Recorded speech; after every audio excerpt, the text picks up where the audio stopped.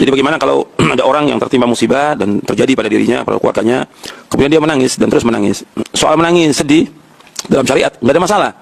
Tapi kita wajib tetap meyakini bahwa ini semua takdir Allah dan dia wajib sabar dan redha. Seperti yang terjadi pada Nabi Muhammad SAW.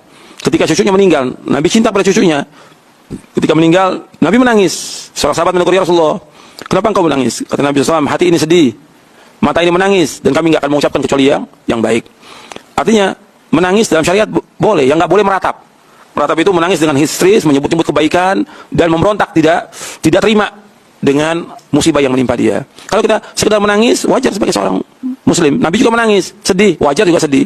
Tapi yang harus kita ingat, bahwa antara musibah dengan nikmat yang Allah berikan, ya pasti yang lebih banyak nikmat. Nikmat itu dari mulai kita lahir sampai kita dewasa, itu nggak bisa dihitung nikmat itu. Makanya Allah mengatakan, "Wa in ta'uddu ni'matallahi la tuhsuha." Kalau kamu menghitung nikmat Allah, nggak bisa dihitung. Musibah hanya sementara aja, nggak mungkin Allah akan timpakan musibah sepanjang masa, nggak mungkin. Hanya berapa saat musibah itu, sebagai peringatan buat kita. Makanya begitu dapat kondisi yang seperti itu, kita ingat dosa kita, apa dosa yang kita lakukan. Kemudian kita taubat kepada Allah, kemudian kita kembali kepada Allah. Kalau sedih, wajar. Tapi kita nggak boleh putus asa dari rahmat Allah, nggak boleh sama sekali. Allah mengatakan, "Wa may yaqnatu min rahmati rabbih illa dhallun." Tidak ada yang putus asa dari rahmat Allah kecuali orang-orang yang sesat. Nggak boleh. Karena rahmat Allah sangat luas. Rahmat Allah sangat luas. Meskipun orang tua kita meninggal, saudara kita meninggal di saat terjadinya gempa, di saat terjadinya tsunami, di saat terjadinya gunung meletus, tetap kita harus sabar sebagai orang beriman dan redho ketika pertama kali terjadi itu.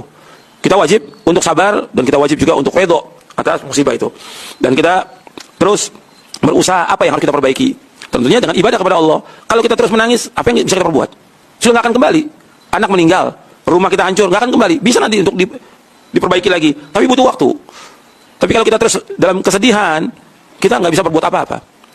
Jadi tetap sedih, wajar, tapi sekedarnya, bukan terus menerus. Nabi juga banyak terkena cobaan, ujian. Nabi sedih, tapi terus dihibur oleh Allah Taala dan terus bangkit kembali untuk melaksanakan apa yang harus kita lakukan sebagai hamba Allah di muka bumi ini.